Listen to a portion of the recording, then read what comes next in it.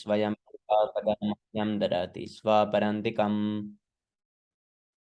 वन्देऽहं श्रीगुरो श्रीयुतपदकमलं श्रीगुरुन् वैष्णवंश्च श्रीरूपं साग्रजातं सहगणरघुनाथान्वितं तं सजीवं सर्वैतं सावधूतं परिजनसहितं श्रीकृष्णचैतन्यदेवं श्रीराधा कृष्णपादान् सहगणललिता श्रीविशाखान्वितंश्च हे कृष्ण करुणा सिन्धो दीनबन्धो जगत्पते गोपेश गोपिका कान्ता राधाकान्त नमोऽस्तु ते तप्त कंचन गौरंगी राधे वृंदावनेश्वरी वृषभानुसुते देवी प्रणमामि हरिप्रिये पंचाकल्पतरुभ्यश्च कृपा सिन्धुभ्य एव च पतितानं पावनेभ्यो वैष्णवेभ्यो नमो नमः।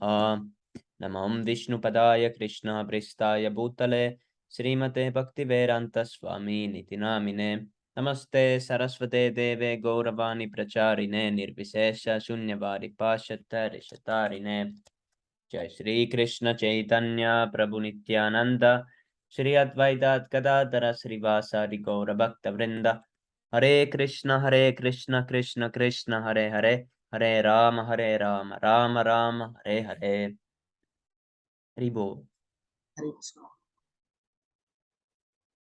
Okay, so today we read the chapter 7 and it is the topic is the salvation of Tirnavarta.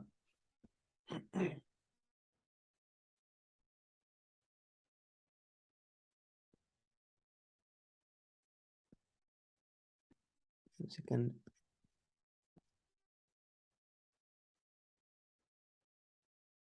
Yes, I think 7 is enough.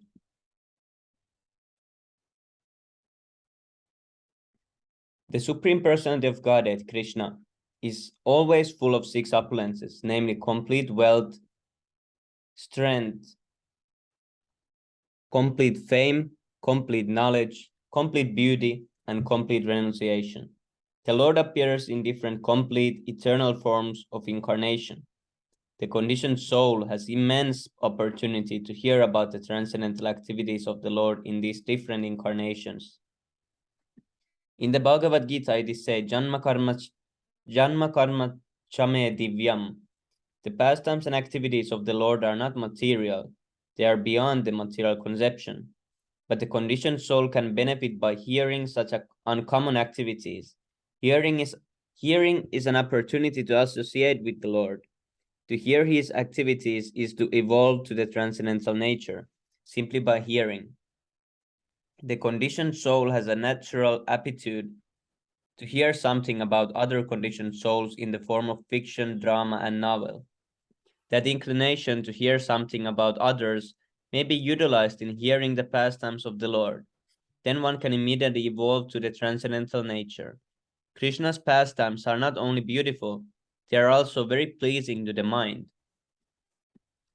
If someone takes advantage of hearing the pastimes of the Lord, the material contamination of dust accumulated in the heart due to long association with material nature can be immediately cleansed. Lord Chaitanya also instructed that simply by hearing the transcendental name of Lord Krishna, one can cleanse the heart of all material contamination. There are different processes for self-realization, but this process of devotional service, of which hearing is the most important function, when adopted by any conditioned soul, will automatically cleanse him of the material contamination and enable him to realize his real constitutional position. Conditional life is due to this contamination only, and as soon as it's cleared off, then naturally the dormant function of the living entity, rendering service to the Lord, awakens. By developing this eternal relationship with the Lord, one becomes eligible to create friendship with the devotees.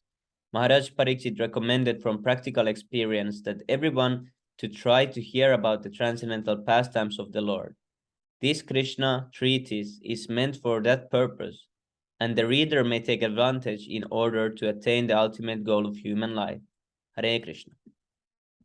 Anyone can continue from here.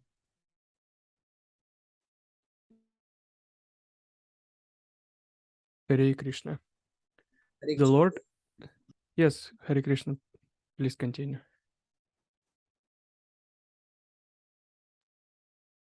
If you want to, you can continue.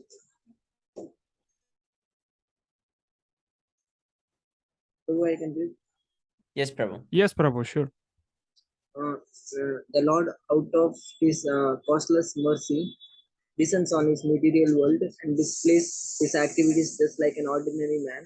Unfortunately, the impious entities are the atheistic class of men consider Krishna to be an ordinary man like themselves, and so they deride him. This is condemned in the Bhagavad Gita by the Lord Himself when He says, Avachanati Mam Mudaha. The Mudas are the rascals.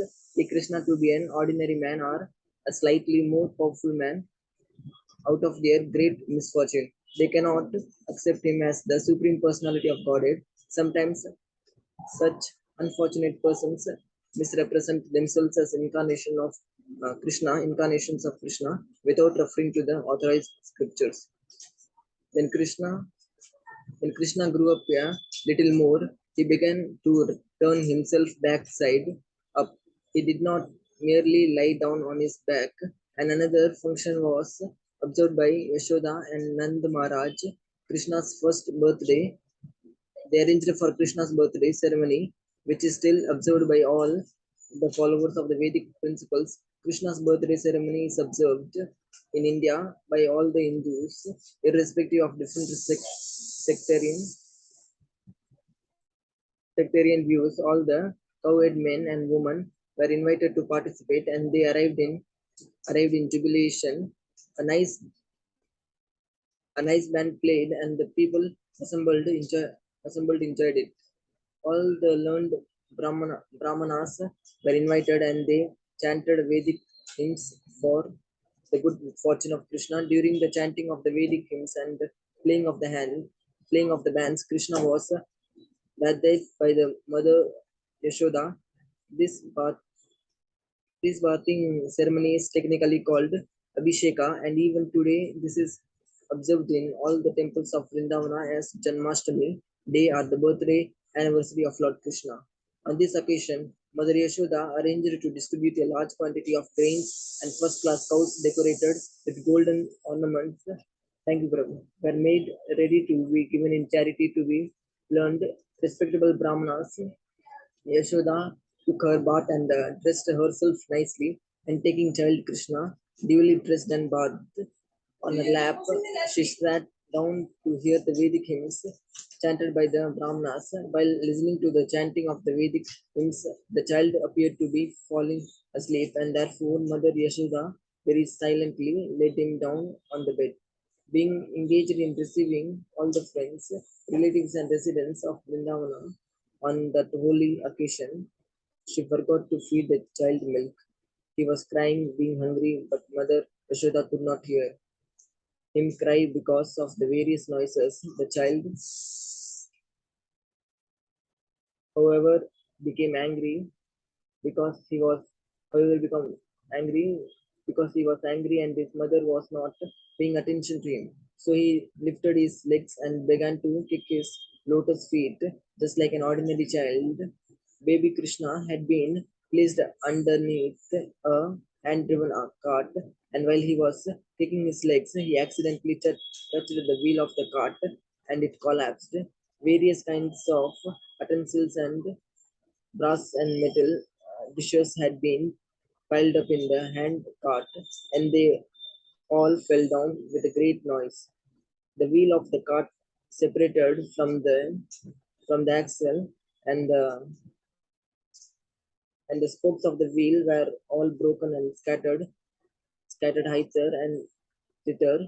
Mother Yashoda and all the gopis, as well as Maharaja Nanda and the cowherd men, were astonished as to how the cart could have collapsed by itself. All the men and women who were assembled for the holy function crowded around and began to suggest how the cart might have collapsed. No one, no one could ascertain this cause, but some small children who were uh, interest, interested to play with baby Krishna informed the crowd that it was due to Krishna's striking his feet against the wheel. They assured the crowd that they had been that they had seen how it happened, with their own eyes, and they strongly asserted the point. Some were listening to the statement of the small children, but others said, "How can you believe the statements of these children?" The cowed men and women could not understand that the all powerful personality of Godhead was lying there as a baby, and he could do anything. Both the possible and impossible were possible wherein his power. While the discussion was going on, Baby Krishna cried without remonstration. Mother Yashoda picked the child upon her lap and called the learned Brahmanas to chant holy Vedic hymns to con- counteract the evil spirits. At the same time, she allowed the baby to suck her breast. If a child sucks the mother's breast nicely, it is to be understood that he is out of all danger. After this, all the stronger cowed men put the broken cart in order, and all the scattered things were set up nicely as before. The Brahmanas thereafter began to offer oblations to the sacrificial fire with yogurt, butter, kusha grass, and water. They worshipped the supreme personality of Godhead for the good fortune of the child. The Brahmanas who were present at the time were all qualified because they were envious. They never indulged in untruthfulness. They were never proud. They were non-violent, and they never climbed any false prestige. They were all bona fide brahmanas, and there was no reason to think that their blessing would be useless. With firm faith in the qualified brahmanas, Nanda Maharaj took his child on his lap and bathed him with water mixed with various herbs, while the brahmanas chanted hymns from the Yajus and Rigveda and Yajus and Samavedas. It is said that without being a qualified Brahmanas, one should not read the mantras of the Vedas. Here is the proof. Here is the proof that the Brahmanas were qualified with all the Brahminical symptoms. Maharaja Nanda also had full faith in them. Therefore, they were allowed to perform the ritualistic ceremonies by chanting the Vedic mantras. There are many different varieties of sacrifices recommended for different purposes, but the mantras are all to be chanted by qualified brahmanas. And because in this age of Kali, such qualified brahmanas are not available, all Vedic with ritualistic sacrifices are forbidden. Sri Chaitanya Mahaprabhu has therefore recommended only one kind of sacrifice in this age, namely Sankirtana Yajna, or simply chanting the Maha Mantra Hare Krishna, Krishna Krishna, Hare Hare, Hare Rama, Rama Rama, Hare Hare. As the Brahmanas chanted the Vedic hymns and performed the ritualistic ceremonies for the second time, Nanda Maharaj again gave huge quantities of grains and many cows to them. All the cows which were given in charity were covered with nice gold embroidered garments, and their horns were bedecked, bedecked with golden rings. The hoofs were covered with silver plate, and they wore garlands of flowers. He gave so many cows just for the welfare of his wonderful child, and the Brahmanas in return bestowed their heartfelt blessing. And the blessing offered by the able Brahmanas were never to be baffled. One day, shortly after this ceremony, when Mother Yashoda was was part was parting in her baby on lap, the baby felt too heavy, and being unable to carry him, she unwillingly placed him on the ground. After a while, she became engaged in household affairs. At the time, one of the servants of Kansa, known as Trimunartha, as instructed by Kansa, appeared there in the shape of a whirlwind. He picked the child upon his shoulders and raised a great dust storm all over Vrindavana. Because of this, everyone's eyes became covered within a few moments, and the whole area of Vrindavana became densely dark so that no one could see himself or anyone else. During this During this great catastrophe, Mother Yashoda could not see her baby, who was taken away by the whirlwind, and she began to cry very piteously. She fell down on the ground exactly like a cow who has just lost her calf. When Mother Yashoda was no piteously crying,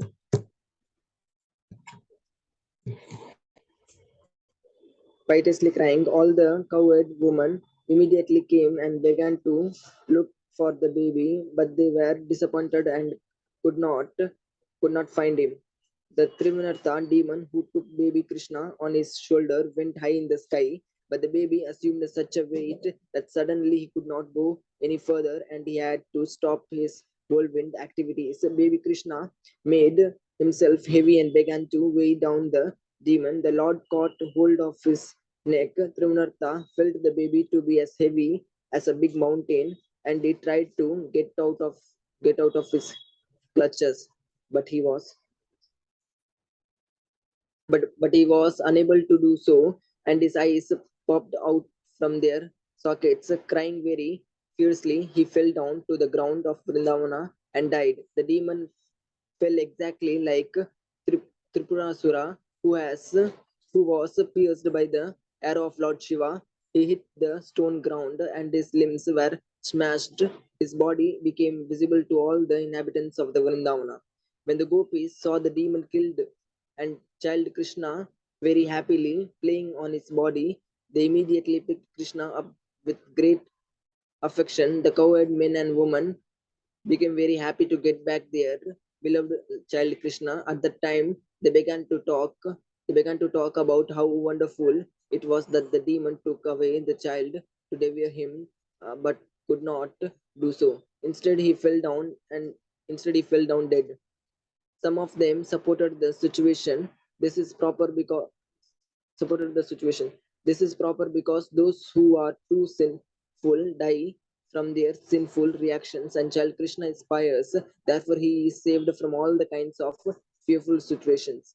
And we too must have performed great sacrifices in our previous lives, worshipping the supreme personality of Godhead, giving great wealth in charity, and actually philanthropically for the general welfare of men.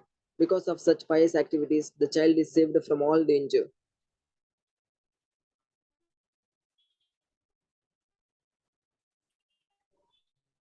The gopis assembled there spoke among themselves, what sort of austerities and penances we must have undergone in our previous lives. We must have worshipped the Supreme Personality of Godhead, offered different kinds of sacrifices, made charities, and performed many welfare activities for the public, such as growing banyan trees and excavating wells.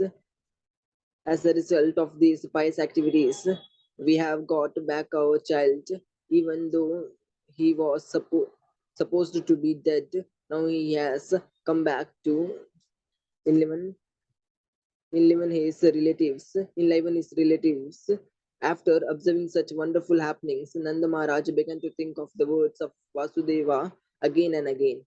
After this incident, when Yashoda once was nursing her child and parting him with great affection, there there streamed a profuse supply of milk from her breast, and when she opened the mouth of the child with her fingers, she suddenly saw the universal manifestation within his mouth. She saw within the mouth of Krishna the whole sky, including the luminaries, stars in all directions, the sun, moon, fire, air, seas, islands, mountains, rivers, forests, and all other movable and immovable entities. Upon seeing this, upon seeing this, Mother Yashoda's heart began to throb, and she murmured within herself, "How wonderful this is!" She could not express anything but simply closed her eyes. She was absorbed in wonderful thoughts. Krishna's showing the universal form of the Supreme Personality of Godhead. even when lying down on the lap of his mother, proves that the Supreme Personality of Godhead is always the Supreme Personality of Godhead, whether he is manifested as a child on the lap of his mother or a charioteer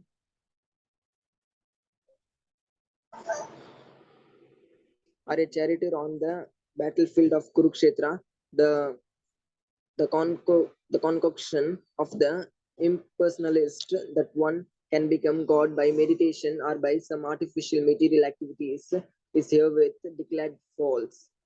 God is always God in any condition or status, and the living entities are always the parts of parcels of the Supreme Lord.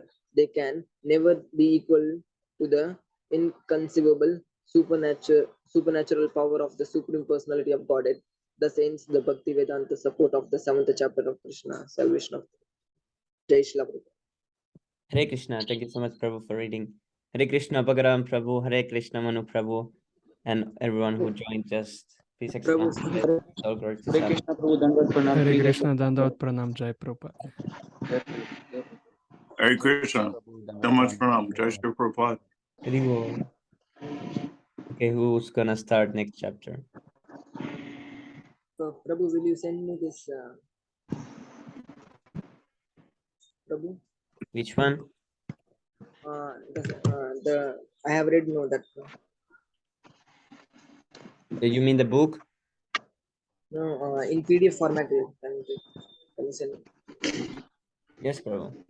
Okay, thank you, Prabhu. Hare Krishna, may I read? Yes, Prabhu. Okay, chapter 8, Vision of the Universal Form.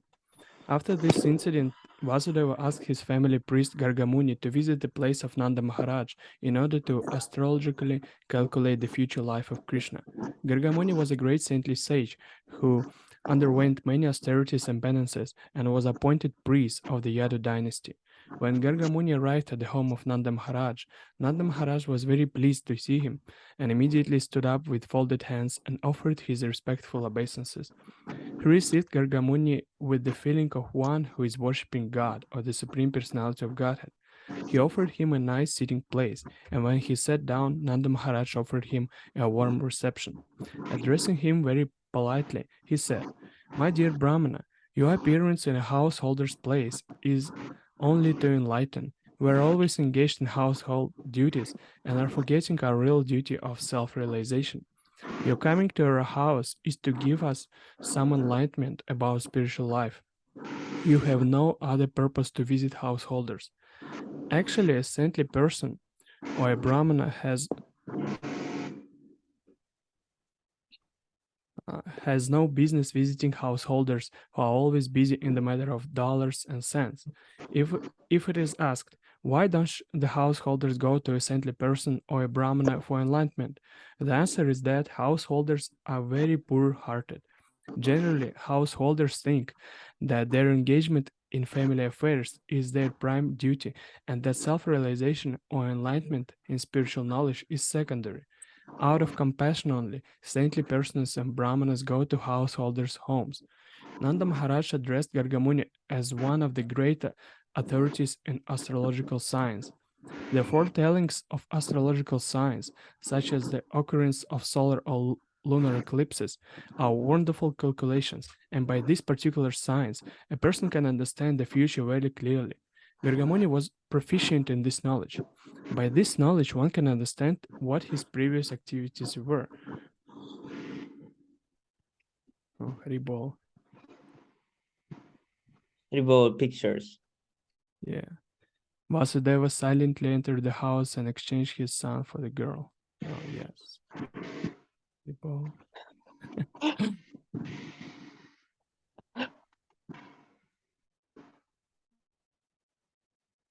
No text.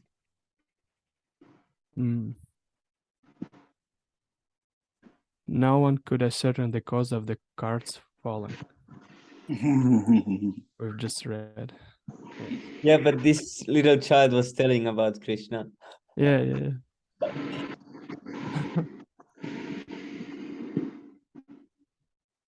Oh.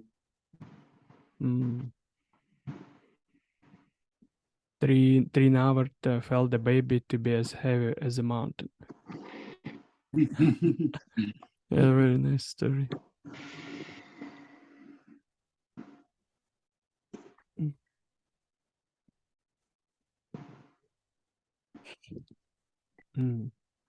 When she saw Mother Yashoda saw within the mouth of Krishna the whole sky, including all the luminaries, stars, and all directions. Very bold. Is this Narada Muni? Yeah, exactly.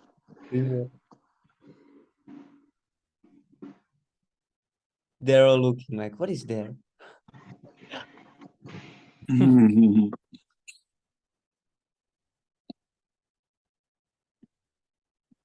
All the days they simply make arrangements to steal our butter and yogurt. Even Nice pigeon is stealing there. butter and giving to the monkeys. Yes, here the monkey is like, Yeah. I want butter.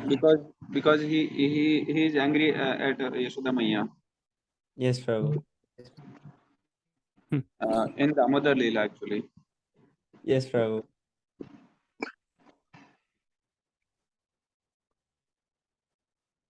Horrible. All right. And by the result of such activities, one may enjoy or suffer in this life.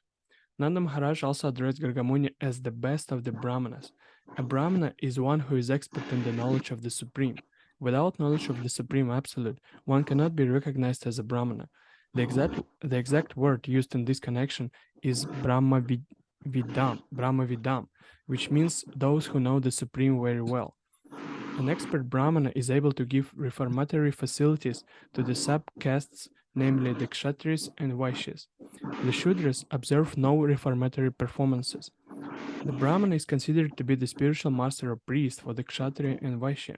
Nanda Maharaj happened to be a Vaishya, and he accepted Gargamuni as a first-class Brahmana. He therefore offered his two foster sons, namely Krishna and Balaram, to him to purify. He agreed that not only these boys, but all human beings, just after birth, should accept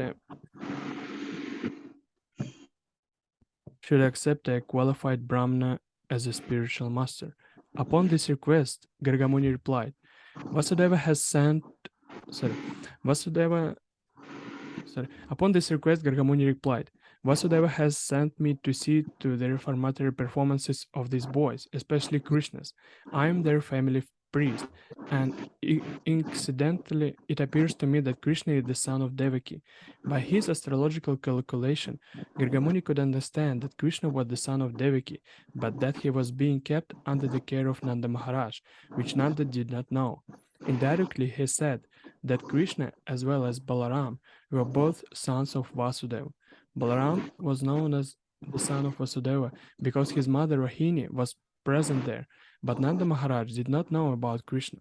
Gargamuni indirectly disclosed the fact that Krishna was the son of Devaki. Gargamuni also warned Nanda Maharaj that if he would perform the reformatory ceremony, then Kamsa, who was naturally very sinful, would understand that Krishna was the son of Devaki and Vasudeva. According to astrological calculation, Devaki could not have a female child, although everyone thought that the eighth child of Devaki was female. In this way, Gargamuni intimated to Nanda Maharaj that the female child was born of Yashoda and that Krishna was born of Devaki, and they were exchanged. The female child, or Durga, also informed Kamsa that the child who would kill him was already born somewhere else. Gargamuni stated, if I give your child a name, and if he fulfills the prophecy of the female child to Kamsa, then it may be that the sinful demon will come and kill this child also after the name-giving ceremony, but I do not want to become responsible for all these future calamities. Haribol. Anyone can continue next. Horrible.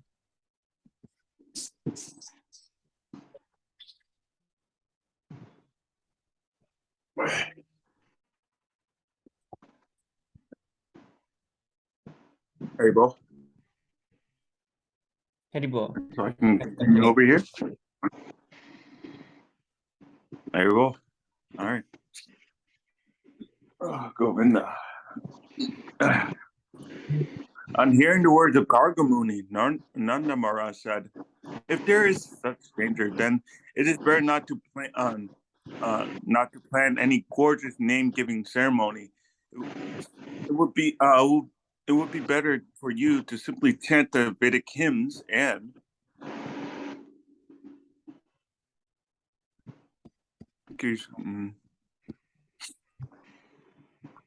perform the purificatory process. We belong to the twice-born caste, and I am taking the opportunity of your presence. So please perform the name-giving ceremony without external pomp." Nanda Maharaj wanted to keep the name-giving ceremony a secret, and yet take advantage of the Gargamuni's performing the ceremony. When Gargamuni was eagerly requested by Nanda Maharaj, she performed the name-giving ceremony as secretly as possible in the cowshed of Nanda Maharaj. He informed Nanda Maharaj that Balarama, the son of Rohini, would be very pleasing to his family members and relatives, and therefore would be called Rama. In the future, he will be extraordinarily strong, and therefore would be called Balarama. Gargamuni and his father, because Gargamuni said further, because your family and the family of the Yadus are intimately connected and attracted, therefore his name will be Sankarsana. This means that Gargamuna awarded 3 names to the son of Rohini, namely Balarama, Sankarsana, and Baladeva. But he carefully did not disclose that the fact that Balarama also appeared in the womb of Devaki and was subsequently transferred to the womb of Rohini. Krishna and Balarama are real brothers, being originally sons of Devaki. Gargamuni then informed Nanda Maharaj, as far as possible, the other boy is concerned. The child is has taken different bodily complexion in different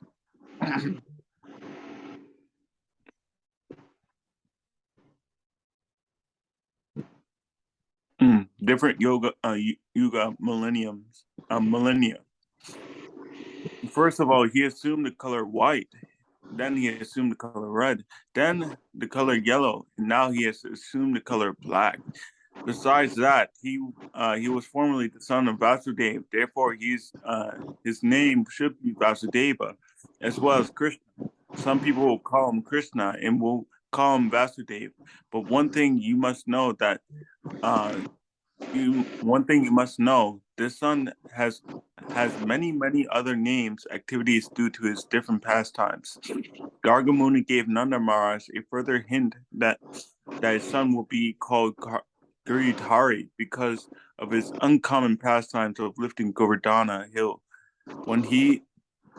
Since he could understand everything past, present, and future, he said, "I know everything about the activities and names, but others do not know. This child will be very pleasing to all the cowherd men and cows, being very popular in Vrindavana. He will be the cause of all good fortune for you, because his presence will overcome all kinds of material calamities despite opposing elements." Gargamuni continued to say, "My dear king of Raja, in this previous birth, this child had many protected righteous persons from the hands of the In his previous births, this child many times protected righteous persons from the hands of rogues and thieves whenever there was a political disruption. Your child is so powerful that anyone who become a devotee of your boy will never be troubled by enemies, just as demigods were always protected by Lord Vishnu. So the devotees of your child will always be protected by Narayana. the Supreme Personality of Godhead. The child will grow in power, beauty, opulence, and everything on the level of Narayana, the Supreme Personality of Godhead. Therefore, I would advise that you protect him very carefully so that he may grow without disturbance. Hare Krishna.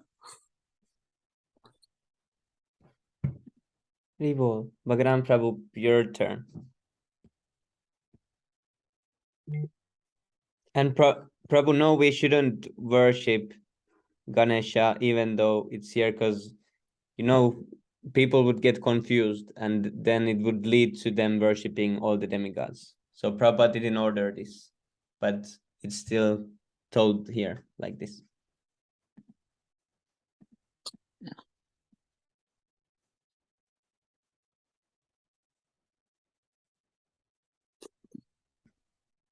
Rivo? I can continue. Anyway.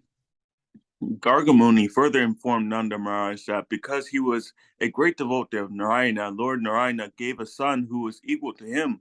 At the same time, he indicated that your son will be disturbed by many so-called demons, so be careful and protect him. In this way, Gargamuni convinced Nanda Maharaj and Narayana himself has become his son. In various ways, he described the transcendental qualities of his son. After giving the information, Gargamuni returned to his home. Nanda Maharaj began to think to himself as a most fortunate person, and he was very satisfied to be benedicted in this way. And a short time after this incident, both Balarama and Krishna began to crawl on their hands and knees, and when they were crawling like that, they pleased their mothers. The the bells tied to their waists, ankles sounded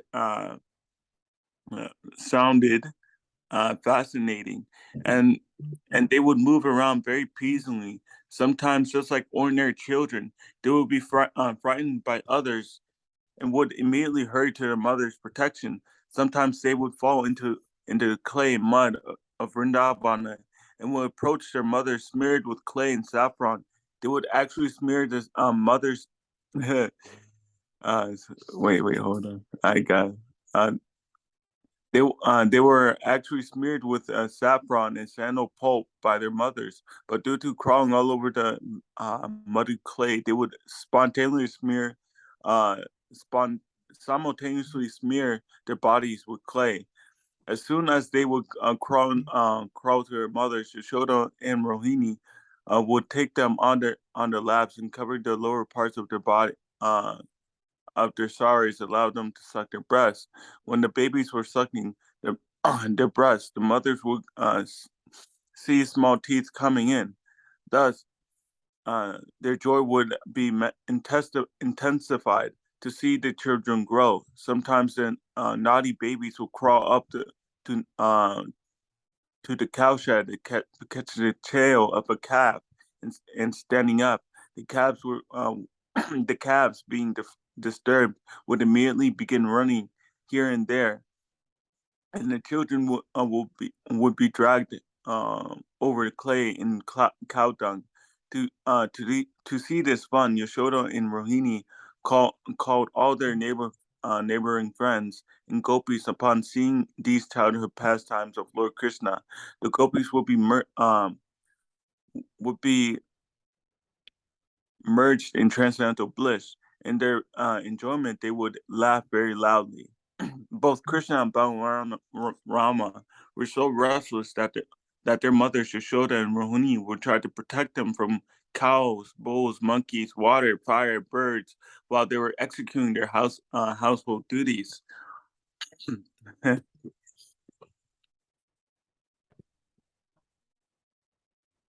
Always being anxious to protect the children and to execute their duties. They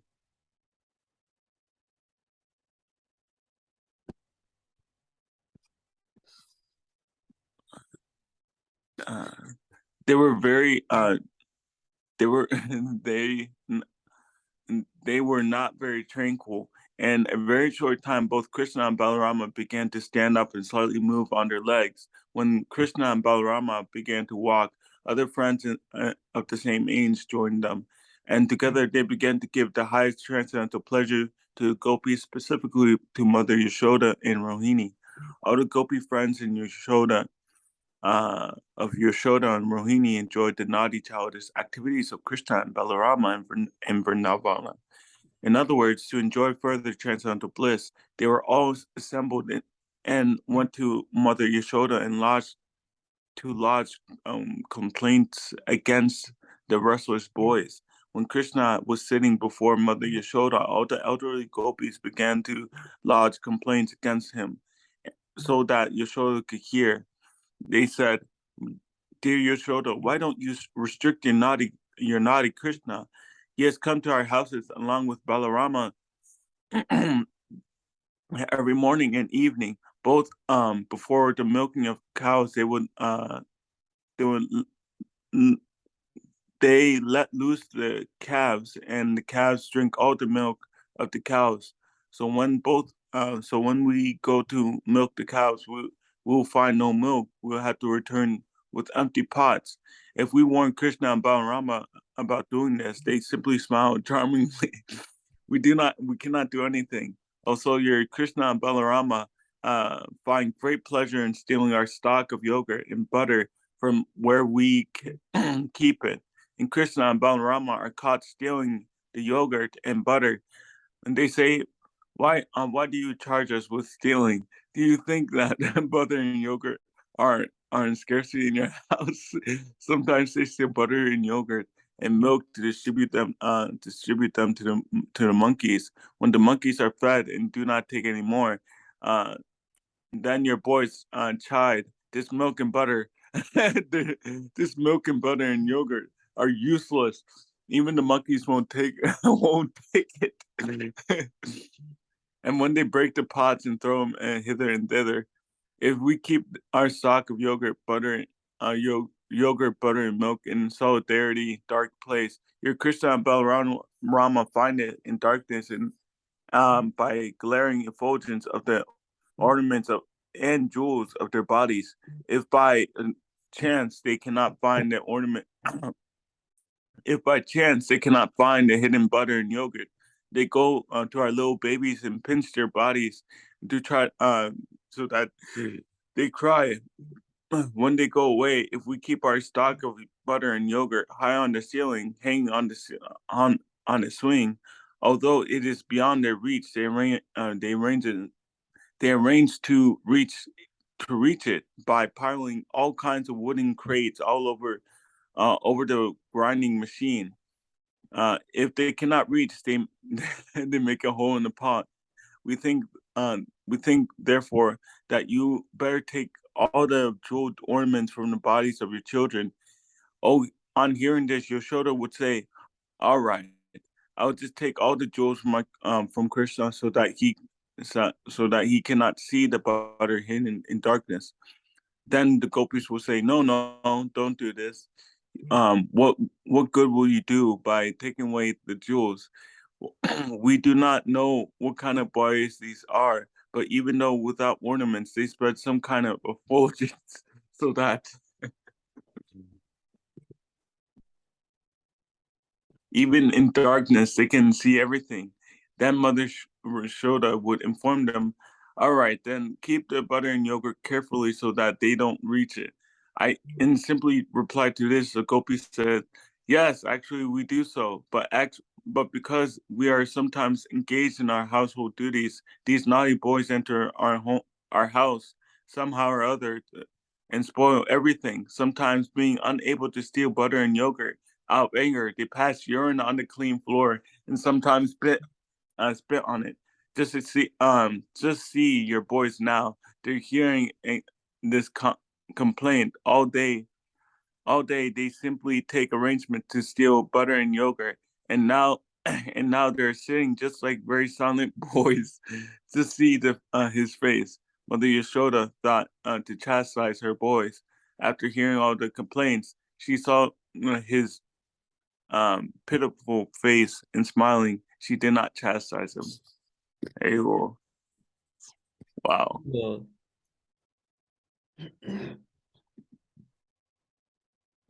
Okay, Hare Krishna. Another day, when Krishna and Balaram were playing with their friends, all the boys joined Balaram and told Mother Yashoda that Krishna had eaten clay. On hearing this, Mother Yashoda caught hold of Krishna's hand and said, "My dear Krishna, why have you eaten earth in a solitary place? Just see, all your friends, including Balaram, are complaining about you." Being afraid of his mother, Krishna replied, "My dear mother, all these boys, including my elder brother Balaram, are speaking lies against me. I have never eaten clay. My elder brother Balaram, while playing with me today, became angry, and therefore he has joined with the other boys to complain against me. They have all combined together to complain, so you will be angry and chastise me. If you think that they are truthful, then you can look within my mouth to see whether I have taken clay or not." His mother replied, "All right, if you have actually not taken any clay, then just open your mouth, I shall see." When the Supreme Personality of Godhead, Krishna, was ordered by his mother, he immediately opened his mouth, just like an ordinary boy. Then Mother Yashoda saw within that mouth the complete opulence of creation. She saw the entire outer space in all directions: mountains, islands, oceans, seas, planets, air, fire, moon, and stars. Along with the moon and the stars, she also saw the entire elements: water, sky, the extensive ethereal existence, along with the total ego, and the products of the senses and the controller of the senses. All the demigods, the objects of the senses like sound, smell, etc., and the three qualities of material nature. She also could perceive that within his mouth were all living entities: eternal time, material nature, spiritual nature, activity, consciousness, and different forms of the whole creation. Yashoda could find within the mouth of her child everything necessary for cosmic manifestation.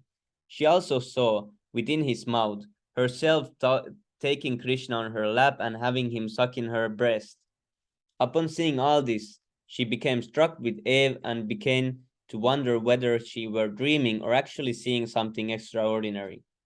She concluded that she was either dreaming or seeing the play of the illusory energy of the Supreme Personality of Godhead.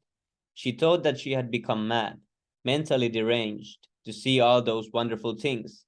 Then she thought, "It may be cosmic mystic power attained by my child, and therefore I am perplexed by such visions within his mouth. Let me offer my respectful obeisances unto the Supreme Personality of Godhead, under whose energy bodily self and bodily possessions are conceived." She then said, "Let me offer my respectful obeisances unto him, under whose illusory energy I am thinking that Nanda Maharaj is my husband and Krishna is my son, that all the properties of Nanda Maharaj belong to me, and that all the cowherd men and women are my subjects. All this misconception is due to the illusory energy of the Supreme Lord. So let me pray to him that he may protect me always." While Mother Yashoda was thinking in this high philosophical way, Lord Krishna again expanded his internal energy just to bewilder her with maternal affection. Immediately, Mother Yashoda forgot all philosophical speculation and accepted Krishna as her own child. She took him on her lap and became overwhelmed with maternal affection. She thus began to think, "Krishna is not understandable to the masses through the gross process of knowledge, but he can be received through the Upanishads and the Vedanta or mystic yoga and Sankhya philosophy." Then she began to think of the Supreme Personality of Godhead as her own begotten child. Certainly, Mother Yashoda had executed many pious activities, as a result of which she got the absolute truth, Supreme Personality of Godhead, as her son who sucked milk from her breast. Similarly, Nanda Maharaj also must have performed many great sacrifices and pious activities for Lord Krishna to become his son and address him as father. But it is surprising that Vasudeva and Devaki did not enjoy the transcendental bliss of Krishna's childhood pastimes, although Krishna was their real son. The childhood pastimes of Krishna are glorified even today by many sages and saintly persons, but Vasudeva and Devaki could not enjoy such childhood pastimes personally. The reason for this was explained by Shukadeva Goswami to Maharaj Pariksit as follows. When the best of the Vasus, of the name Drona, along with his wife Dara, were ordered to increase progeny by Lord Brahma, they said unto him, Dear father, we are seeking your benediction. Drona and Dara then took benediction from Brahma that in the future, when they would take birth again within this universe, the Supreme Lord Krishna, in his most attractive feature of childhood, would absorb their whole attention. Their dealings with Krishna would be so powerful that simply by hearing of Krishna's childhood activities with them, anyone could very easily cross over the science of birth and death. Lord Brahma agreed to give them benediction, and as a result, the same Drona appeared as Nanda Maharaj in Vrindavan, and the same Dara appeared as Mother Yashoda, the wife of Nanda Maharaj. In this way, Nanda Maharaj and his wife, Mother Yashoda, developed their unallied devotion for the Supreme Personality of Godhead, having gotten him as their son. And all the gopis and cowherd men who were associates of Krishna naturally developed their own different feelings of love for Krishna. Therefore, just to fulfill the benedictions of Lord Brahma, Lord Krishna appeared along with his plenary expansion, Balaram, and performed all kinds of childhood pastimes in order to increase the transcendental pleasure of all residents of Vrindavan. Haribol. Thus ends the Bhaktivedanta purport of the 8th chapter of Krishna, Vision of the Universal Form. Haribol. This was a very nice chapter. Very nice, Guru.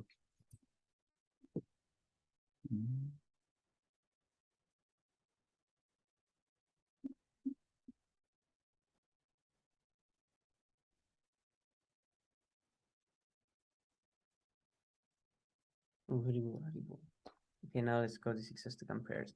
Tomorrow we continue on Mother Yashoda binding Lord Krishna. Evil.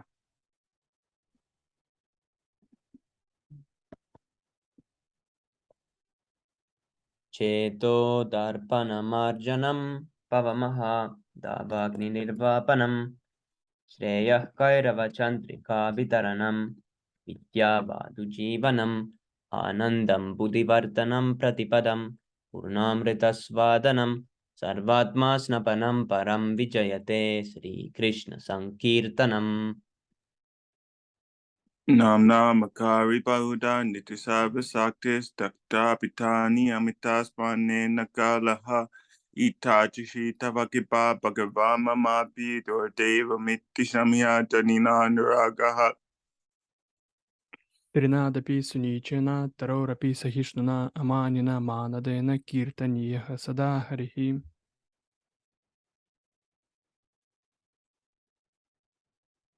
Nadanam najanam nasundarim kavitam va jagadisha kamaye mama janmani janmanishvare bhavatad bhaktirahaitu kitvai. Ainanda Tanu Kingaram Patitamam Vedhavem Bhavam Buddho Kripayata Vapara Pankajasti Tuduli Satyasam Vitindaya. Nayanam Galada Shrudharayam Vadanam Gadgada Ruthaya Gira Polakair Nichitam Vapuhu Kada Tavanama Grahane Bhavishyati. Yugayitam nimeshena chakshusha pravirshyayitam shunyayitam jagat sarvam govinda virahena me. Aswasya Paravatumam Adarsanam Mamam Hatam Gurutva Yatatava Vitatulam Pato Matpraninastu Sevanapra. Haribol. Haribol.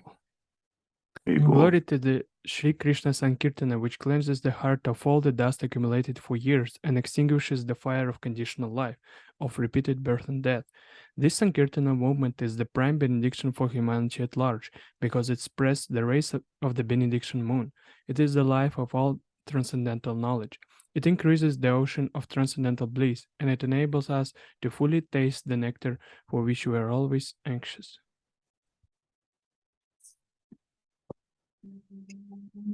Oh my Lord, your holy name alone can render benediction to all living beings. Thus you have hundreds of millions of names like Krishna and Govinda. In these transcendental names, you have invested all your transcendental energies. They're not even hard and fast rules for chanting these names. Oh my Lord, out of kindness, you enable us to easily approach you by your holy names, but I'm so unfortunate that I have no attraction for them.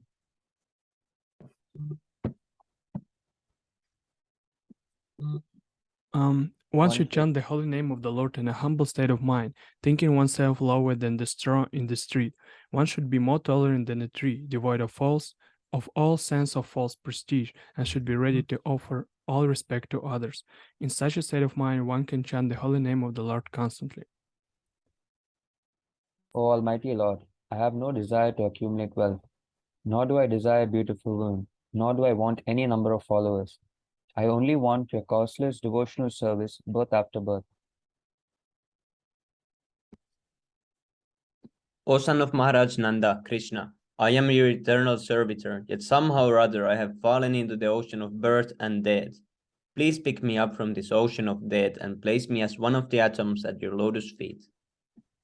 O my Lord, when will my eyes be decorated with tears of love flowing constantly when I chant your holy name? When will my voice choke up? And when will the hairs of my body stand on end at the recitation of your name?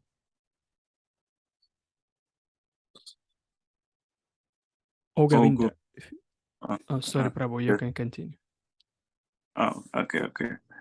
Oh, Govinda, feeling your separation, I'm considering a moment be like 12 years or more. Tears are flowing from my eyes like torrents of rain, and I'm feeling all vacant in the world in your absence.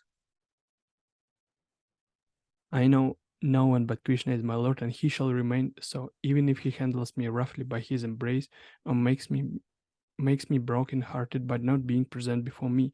He is completely free to do anything and everything, for he is always my worshipful Lord unconditionally. Haribol. Haribol. Haribol, Sri Siksastakam ki jai. Jai. Jai. Jai. Sri Krishna Jai. Mahaprabhu ki jai. Jai. Panchatattva ki Jai. jai. Jai. Jai. Jagat Guru Shla Bhaktivedanta Swami Shla Prabhupada ki jai. Jai. Jai. Gaura Premanande. Hari Hari Bol. Hari